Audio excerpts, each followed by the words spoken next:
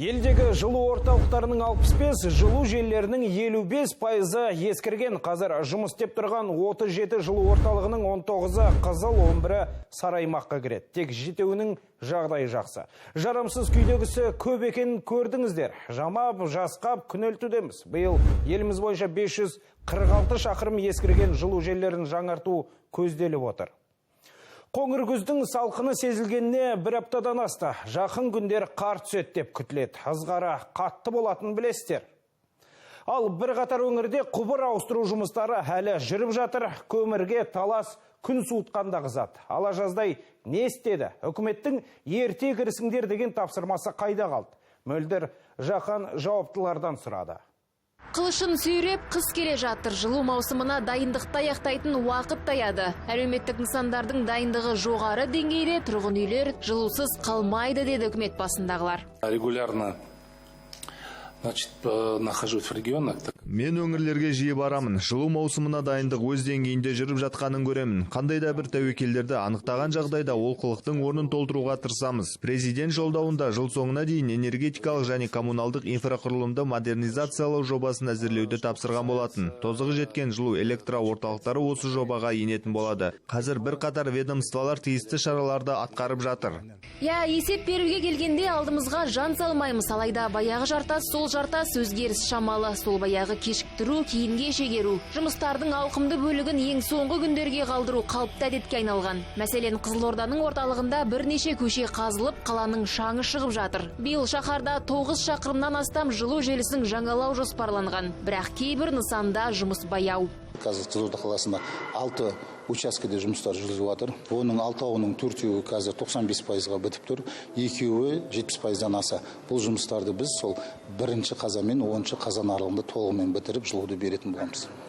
Қыстың қамын жаз ойла демекші, Жамбыл облысының орталығы да бірнеше айдан бері көлік кептелісінен көз ашпады. Таразда 34 жыл бойы жөндеу көрмеген ең ірі жылу желісі ауыстырылып жатыр. Жаңғырту жұмысы биыл сәуірде басталған. Мердігер мекеме нысанды қазан айының басында тапсыруы тиіс.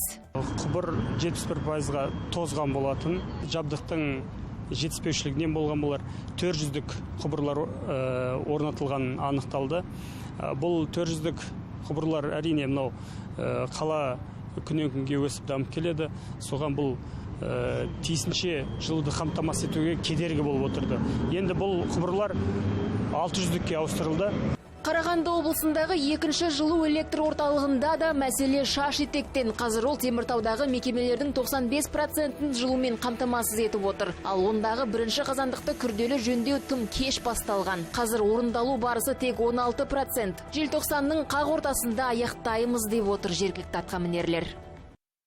Жылыту маусымының басына 5 қазандық пен 3 турбина бүгінгі күнде дайын. Ол бізге бүгінгі күнге жеткілікті. Жылу жабдықтауды бастауға, яғни 15 желтоқсаннан кейін 6 қазандық ол резервтік болады. Қыстың аяздарына уже жеткілікті болады деп есептейміз. Жылу маусымына дайындықты жеделдету керек екені рас. Кеше Алатау баурайында қар жауды. Шығыс Қазақстан облысындағы Өрел ауылы да ақ көрпеге оранды. Синоптиктер алдағы күндері біраз аймақта күн айтарлықтай суытады деп болжап отыр.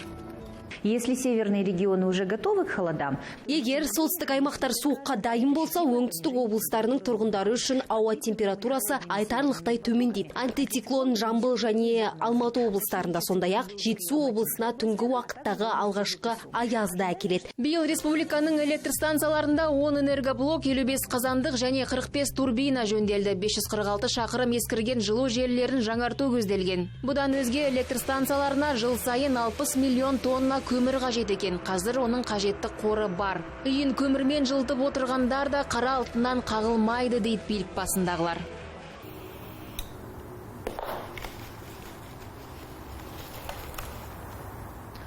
Жауаптылар өткеннен сабақ алды ма, жоқ па, алдағы қыс көрсетер. Ақжағалылар жылу маусымына тас түйін дайынбыз деп сендіргенімен, қақаған суықта қарашаны бүрсен қақтырған жағдайларды ел ұмытқан жоқ.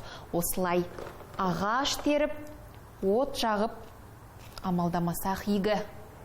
Мөлдір Жақан, Нұржан Махмутов, Сараптаймыз.